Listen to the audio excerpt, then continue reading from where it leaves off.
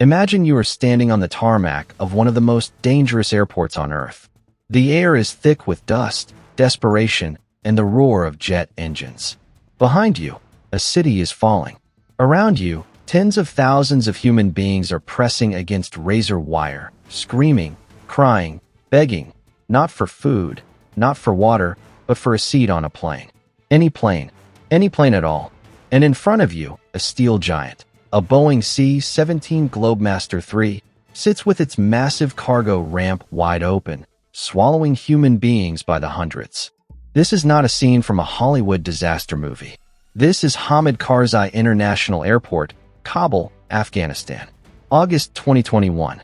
And what happened here over 17 days would become the largest non-combatant evacuation operation in American history, and one of the most controversial, most heartbreaking, and most extraordinary feats of military aviation ever witnessed on this planet.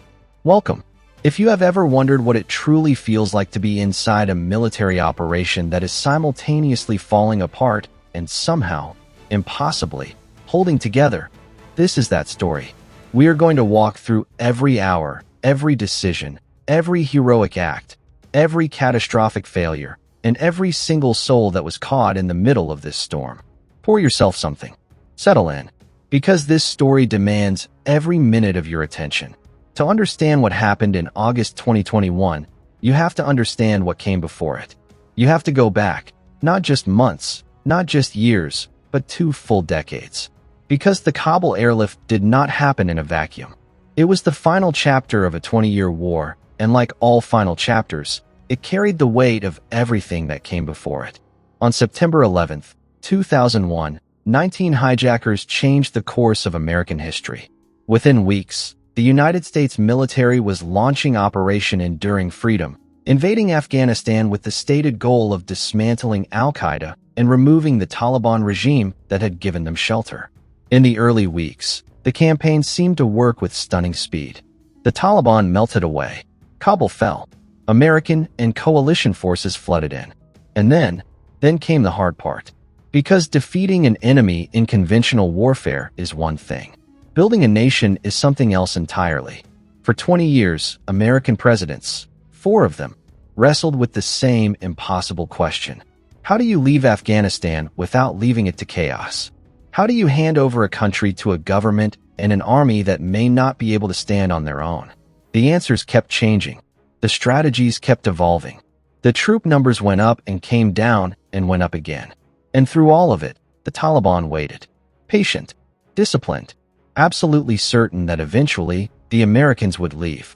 By the time Joe Biden took office in January 2021, there were approximately 2,500 American troops left in Afghanistan. A skeleton force, a symbol more than a military presence. And Biden made a decision that would define his presidency. He announced that all American forces would be withdrawn from Afghanistan by September 11th, 2021, the 20th anniversary of the attacks that had started the whole thing. It was a symmetrical, almost poetic deadline. It was also, as the world would soon discover, wildly optimistic about what would happen when American boots left Afghan soil. The intelligence assessments varied. Some said the Afghan government could hold for months after the withdrawal. Some said years. A few lone voices said it could collapse in days. The consensus view, the comfortable view, the view that allowed everyone to sleep at night, was that there would be time. There would be room to maneuver. There would be an orderly transition. There was not. Through the spring and summer of 2021, the Taliban began their offensive in earnest. Provincial capitals started falling. Not slowly, not after fierce resistance, but one after another, almost like dominoes tipping in sequence. Zaranj fell. Sheberghan fell. Kunduz fell. Saripul fell. City after city, the Afghan National Army, the force that the United States had spent over $80 billion training and equipping over 20 years, collapsed or surrendered with barely a fight. Soldiers put down their weapons. Commanders cut deals. Entire units evaporated overnight. By early August, the Taliban were closing in on Kabul itself. American officials were still publicly saying the capital would not fall imminently. Privately, behind closed doors, the alarm bells were deafening. On August 14th, 2021, a Saturday, the Taliban entered Kabul's outskirts. By Sunday, August 15th, they were in the presidential palace. President Ashraf Ghani had fled the country, boarding a helicopter with cash stuffed into bags, abandoning the government he led and the people who had believed in him. The Afghan government, 20 years in the making, billions of dollars in the building, ceased to exist in a single afternoon. And in the chaos that followed, every American plan for an orderly withdrawal became instantly, catastrophically obsolete. The scene at Hamid Karzai International Airport on August 15, 2021 was unlike anything most living military personnel had ever seen. The airport sits on the northeastern edge of Kabul, a sprawling complex of runways, terminals, and military facilities that had served as a hub of American military power for 2 decades. Now it was surrounded. The Taliban controlled the city. The roads leading to the airport were choked with desperate crowds, and the airport itself was descending into chaos. Afghan civilians, not just thousands but tens of thousands, flooded onto the airfield. They overwhelmed the perimeter fences. They streamed onto the tarmac. Some climbed the stairs of aircraft. Some grabbed onto the outside of planes. The control tower was temporarily paralyzed. For several terrifying hours, the airport was not under anyone's effective control. American troops, some of them fresh off transport planes, still trying to establish a perimeter, found themselves face to face with a human tide that no amount of training had prepared them for. And in the middle of this, the image that would shock the world. An American C-17 Globemaster preparing to take off down the runway, with Afghan men clinging to its fuselage, its landing gear, desperate beyond all reason, willing to risk death rather than stay behind. Video footage, shot on mobile phones and shared instantly around the world, showed the aircraft accelerating, the men falling, the terrible physics of desperation. At least 2 men fell to their deaths. Others held on longer. The images went viral within hours and became, for many people watching from the safety of their living rooms, the defining symbol of the collapse of the American project in Afghanistan. But here is what those images did not show. Here is what the cameras were not pointing at when those moments happened. Inside that C-17, and in the C-17s that came before and after it, something else entirely was happening. Aircrews, young men and women, many of them in their 20s, some of them on their very first real-world deployment, were flying mission after mission into one of the most dangerous airfields on Earth, landing under the threat of surface-to-air missiles in chaotic conditions with no guarantee of a safe takeoff, and loading their aircraft with as many human beings as they could physically carry. Not because they were ordered to perform a miracle, but because there was no other option. Let's talk about the C-17 Globemaster III, because to understand the Kabul Airlift, you have to understand this aircraft. The C-17 is a masterpiece of military aviation. It was designed in the 1980s by McDonnell Douglas, later absorbed by Boeing, to replace the aging C-141 Starlifter and handle missions that required a combination of strategic range and tactical agility. In simple terms, it needed to fly far and land on short, rough, austere airfields. And it does both with breathtaking capability. The C-17 measures approximately 174 feet in length, with a wingspan of 169 feet. Its 4 Pratt & Whitney F-117 PW-100 turbofan engines generate a combined thrust of over 160,000 pounds, allowing it to carry a maximum payload of approximately 170,900 pounds, that is 85 tons, over intercontinental distances. It can land on runways as short as 3,000 feet and take off in similarly constrained conditions. It can be refueled in midair. And critically, it can be turned around with extraordinary speed on the ground, loaded, unloaded, and back in the air within minutes when conditions demand it.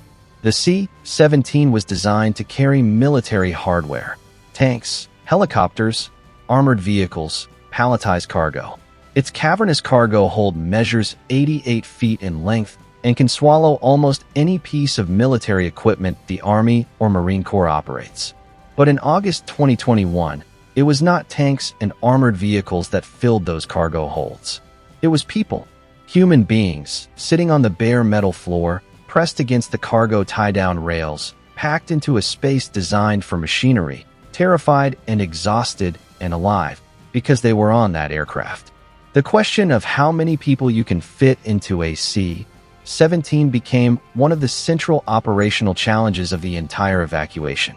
The aircraft's design capacity for troops is approximately 102 paratroopers, fully equipped. For aeromedical evacuation, you can configure it for 36 litters. But those numbers assumed people with equipment, with assigned seats, with orderly boarding.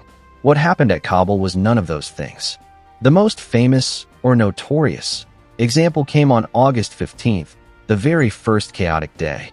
A single C-17, tail number 09-9210, assigned to the 816th Expeditionary Airlift Squadron out of Al Udeid Air Base in Qatar, landed at Kabul in the middle of the chaos. The original plan was to move military equipment. What actually happened was that civilians flooded the aircraft before it could be stopped. The crew faced an impossible choice: force the people off, which in the chaos of that moment was not a safe or realistic option, or take off with everyone aboard. They took off. When that aircraft landed at Al Udeid, it had carried 823 people. 823 human beings in a cargo hold designed for roughly 100. It is, to this day, believed to be a world record for the most passengers ever carried by a single C-17. Think about that number for a moment. 823 people. Families, children, men, women, elderly, pressed together in the dark of a cargo hold, the air thin from body heat, the vibration of 4 massive engines coursing through the metal floor beneath them. No seats, no seatbelts, no meals, no lavatories, no safety briefing. Just metal and terror and the desperate hope that when that ramp came down on the other end, they would be somewhere safe. And they were, because that crew flew them there. In the hours and days that followed August 15th, the United States military executed one of the most extraordinary logistical pivots in modern history.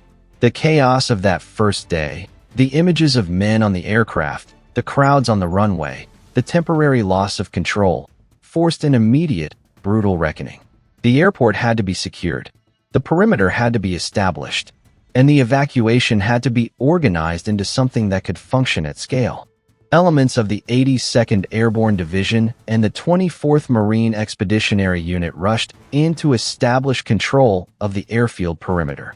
American troops worked alongside British, French, German, and other Allied forces to set up a functioning operation. The Taliban, in a development that seemed almost surreal to many observers, were actually used to help control the crowds outside the airport gates. American military commanders held direct coordination meetings with Taliban officials to manage the flow of people trying to get through to the airport. It was an arrangement that satisfied no one, that made every American soldier involved deeply uncomfortable, but that was absolutely necessary to keep the operation alive. Inside the wire, the operational tempo was relentless. The C-17s flew constantly. Not just American aircraft. Aircraft from the United Kingdom, Canada, Australia, Germany, France, the Netherlands, and other allied nations all contributed to the effort. But the American C-17 fleet was the backbone, the workhorse, the giant that made the numbers possible. The operational hub was Al Udeid Air Base in Qatar, approximately 1,000 miles from Kabul. This was the primary staging and processing point for evacuees coming out of Afghanistan. From Al Udeid, people were moved onward to other locations. Ramstein Air Base in Germany, Dulles International Airport in Virginia, bases in Spain, Bahrain, Kuwait, and elsewhere. The entire pipeline had to be built essentially from scratch in real time, with thousands of people flowing through it simultaneously. The airlift crews worked on grueling schedules. Crew rest requirements, the mandatory rest periods that exist to prevent pilot fatigue and ensure flight safety, were stretched to their legal and ethical limits. Aircrews would land, offload, take on fuel, take on whatever passengers could be assembled and processed, and turn around for the next flight. The rhythm was relentless. Fly in, load up, fly out, repeat, around the clock, day after day. The pilots and loadmasters who flew those missions have given interviews since the evacuation that give you a sense of what it was actually like inside those aircraft. One loadmaster described loading families onto the aircraft floor and realizing he had no idea how to communicate with them. No shared language, no time for a translator.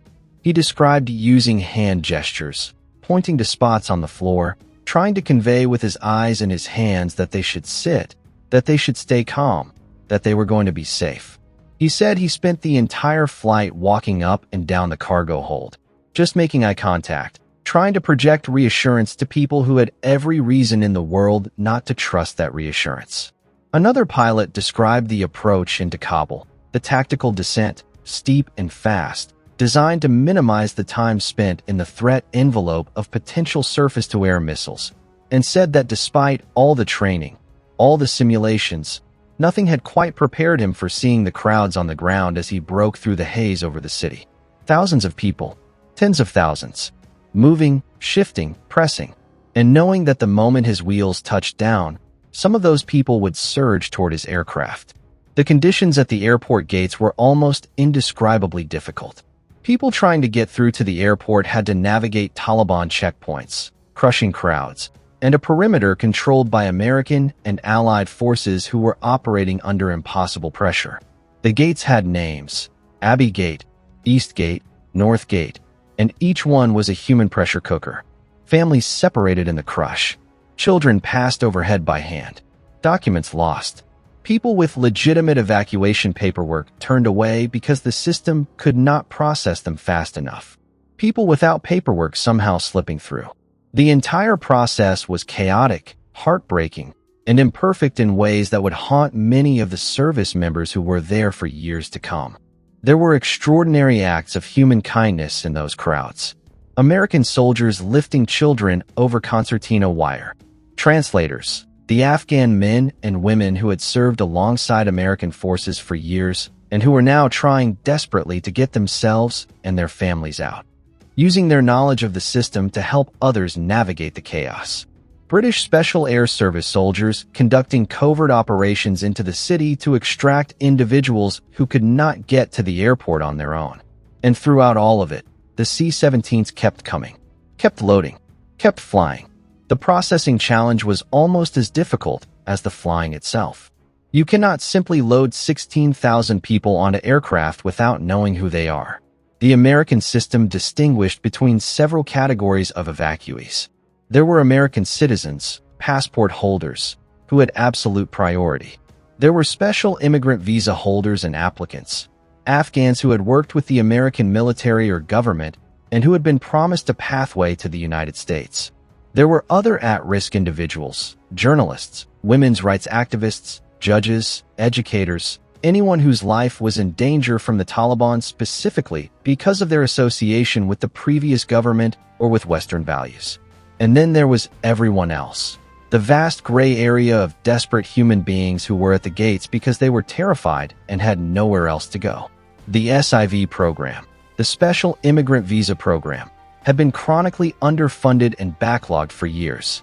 Afghans who had served as interpreters for American forces, who had risked their lives on patrol in places like Helmand and Kandahar and Kunar, who had provided intelligence that had saved American lives, had been waiting for their visa approvals for years. Some had been waiting since 2014, 2015, 2016. They had done everything right. They had filed their paperwork, submitted their references, passed their background checks, and then waited. And waited. And now the system that had failed them for years was trying to process them in hours. Many of them made it. Many did not. The stories of those who did not, who were turned away at the gates, who lost their paperwork in the crush, whose applications were still pending when the last American aircraft left Kabul, are among the most painful legacies of the entire withdrawal. But let's also tell the stories of those who did make it, because there are tens of thousands of them. Families who had packed a single bag, who had walked or driven through Taliban-controlled streets to reach the airport, who had waited for hours or days in the crushing heat and the desperate crowds, and who had finally made it through a gate, onto the tarmac, up the ramp of a C-17, and into the air. who had sat on that metal floor with their children in their arms and felt the wheels leave Afghan soil and understood, in some wordless, cellular way, that they were going to live, that their children were going to live, that this chapter, at least, was not going to end the way they had feared. One of the images that circulated widely in the days after the evacuation showed the interior of a C-17 cargo hold, packed with Afghans sitting on the floor. In the foreground, a man is cradling a sleeping child. The child is maybe 2 years old, completely relaxed, completely unconscious, completely trusting, asleep on a metal floor at 30,000 feet, surrounded by strangers, somewhere between a country they had left and a country they did not yet know. That image of that sleeping child became for many people the most honest representation of what the Kabul Airlift actually was. Not triumph, not defeat, something much more complicated. An act of desperate, imperfect, massive-scale human rescue. Now we need to talk about the event that changed everything. The event that cast the longest shadow over the entire operation and that cost the most in terms of human life. On August 26, 2021, 13 days into the evacuation, a suicide bomber detonated a vest packed with explosives in the crowd outside Abbey Gate, the most active of the airport's entry points. The explosion killed 13 American service members, 11 Marines, 1 Navy corpsman, and 1 Army soldier. It also killed approximately 170 Afghans, many of them people who had been waiting at the gate, trying to get through to the aircraft that might carry them to safety. The attack was carried out by ISIS-K, the Khorasan branch of the Islamic State, which is a separate and distinct organization from the Taliban, and one that was actively hostile to the evacuation for reasons of its own. Intelligence about the threat had been circulating for days. The decision about what to do with that intelligence, how to respond to a threat environment that was pervasive and specific simultaneously, was one of the most agonizing of the entire operation. American commanders knew an attack was likely. They did not know exactly when, or where, or how. The Marines who died at Abbey Gate had been working that gate in shifts for days. They had been doing the hardest, most human, most impossible job of the entire evacuation, standing in a crowd of desperate people, making split-second decisions about who to let through, trying to be simultaneously firm and compassionate and tactically aware, in the heat, in the crush, with weapons in their hands and the weight of thousands of lives in their judgment. They were doing that job when the bomb went off. The attack forced a rapid reassessment of the entire operation. Security protocols were tightened. Processing shifted. The crowds at the gates were reduced. But the aircraft kept flying. Even on the day of the attack, even in the hours immediately after, the C-17s kept coming into Kabul and carrying people out because the alternative, stopping, was not an option anyone was willing to consider. The weeks following the attack were a race against time. The original deadline for the withdrawal of American forces was August 31st, a date that had been set by the Biden administration and that was being held to over the objections of many allied nations who wanted more time to complete their own evacuations. As the deadline approached, the pace of the airlift intensified to an almost frantic level. American, British, and Allied aircraft were flying sorties around the clock. Ground crews at Kabul were working without sleep to turn aircraft around as quickly as possible. The processing pipeline was working overtime. And increasingly, the people who could be reached easily had already been reached. The people remaining were the hardest cases. People in the most remote areas of the city, people who had been unable to get through the gates, people whose paperwork was not in order, people whose names were on lists but who could not physically get to the airport. American Special Operations Forces conducted what are known as NEO, non-combatant evacuation operations, missions into the city. Small teams, traveling in vehicles, extracting specific individuals and groups who could not make it to the airport on their own. These missions were extraordinarily dangerous. Teams moving through Taliban-controlled territory with no air cover, no quick reaction force within practical reach, relying on speed and surprise and their own training to get in and get out without being stopped or targeted. The Allied nations conducted similar operations. The British 22nd SAS Regiment was particularly active, conducting numerous extractions from Kabul, operating under the radar of both the Taliban and, in some cases, American officials. The French conducted operations to extract at-risk individuals associated with French organizations. The Germans, the Canadians, the Australians all contributed. And the C-17s kept coming. By the final days of August, the airlift had achieved a rhythm that was almost mechanically efficient despite the chaos around it. Aircraft would land, taxi, load, taxi back, and depart. Sometimes multiple aircraft were on the ground simultaneously. The airfield was a constant dance of enormous aircraft navigating around each other, around equipment, around the remnants of the chaos that had marked the earliest days. The final numbers, when the last aircraft departed and the accountants began to total everything up, were staggering. In 17 days, from August 14th to August 30th, 2021, the United States military and its allies evacuated approximately 122,000 people from Kabul. Of those, approximately 85,000 were carried on American military aircraft, primarily C-17s. The remainder were evacuated on Allied military aircraft and commercial charter flights that operated in and out of the airfield. 122,000 people. Think about that. That is roughly the population of a mid-size American city, loaded onto aircraft and moved across the world in less than 3 weeks. It is a number that should be impossible. It is a number that exceeded the expectations of virtually every military planner who had sketched out the parameters of a possible evacuation scenario. It is a number that was achieved because crews and ground personnel and air traffic controllers and loadmasters and every other person in that pipeline pushed far beyond what anyone thought was achievable. The C-17s flew a combined total of over 500 sorties into and out of Kabul during the evacuation period. Each sortie represented a crew of pilots and a team of loadmasters. Each sortie represented another aircraft descending through the threat envelope above the city, touching down on a runway that should not have been operational, loading human beings, and climbing back into the air. 500 times. Day after day, night after night. The aircraft themselves were pushed hard. Maintenance crews worked around the clock to keep the fleet serviceable. The C-17, for all its extraordinary capabilities, is not designed to operate at this intensity continuously. The turn times at Kabul, the time between landing and takeoff, were compressed far below normal operational parameters. Aircraft were taking off with loads that, in peacetime, would have required additional documentation and weight calculations. The fact that there were no major mechanical failures, no in-flight emergencies resulting from the extraordinary operational tempo, is itself a testament to both the aircraft and to the maintenance personnel who kept them flying. There is one story that deserves particular attention in any account of the Kabul airlift, and it involves a birth.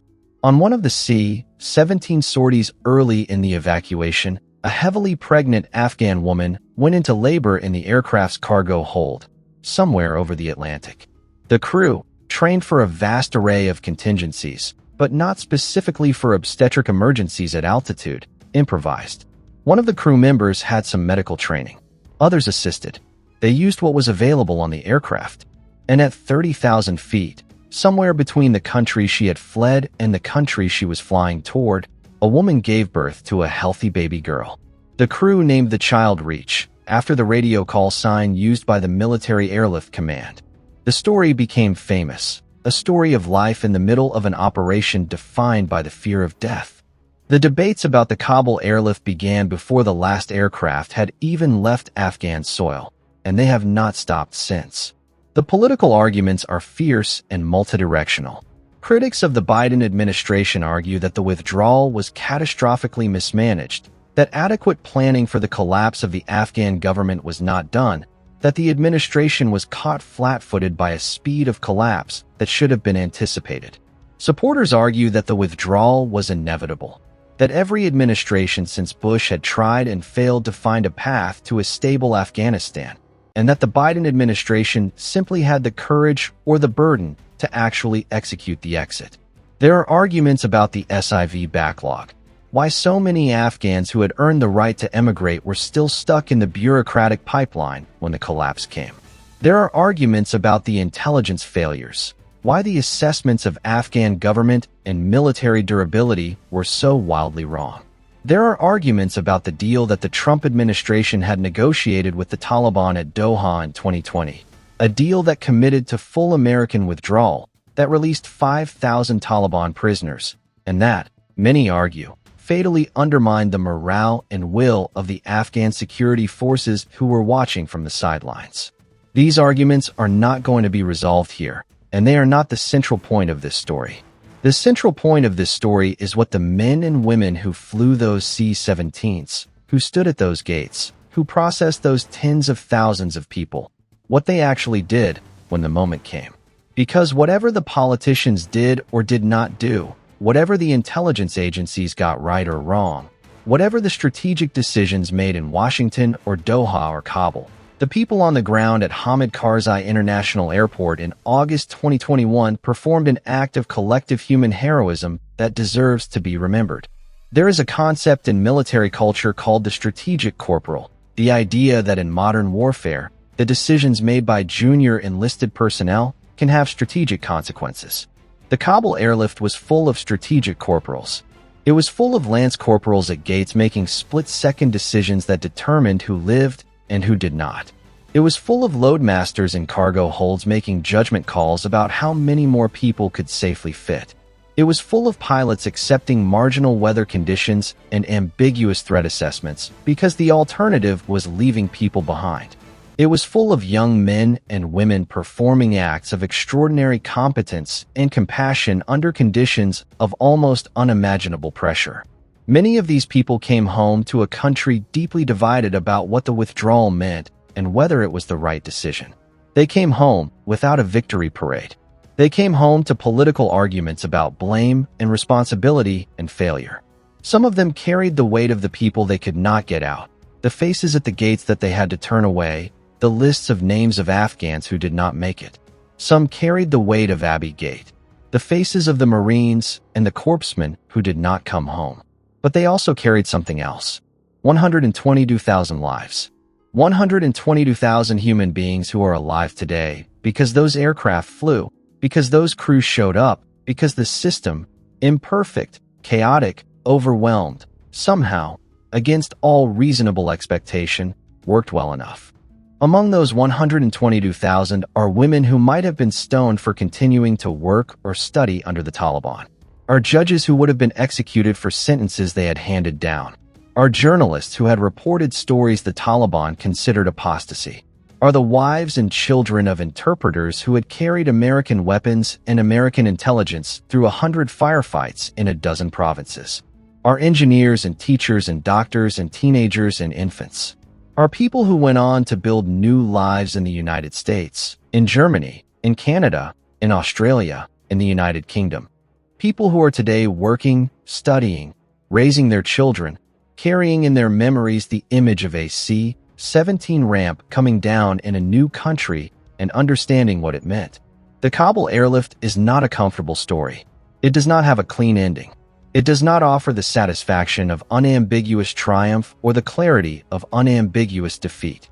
It is a story about what happens when the gap between policy and reality becomes impossible to bridge, and about the extraordinary human beings who are left standing in that gap, doing the only thing that can be done, which is everything possible.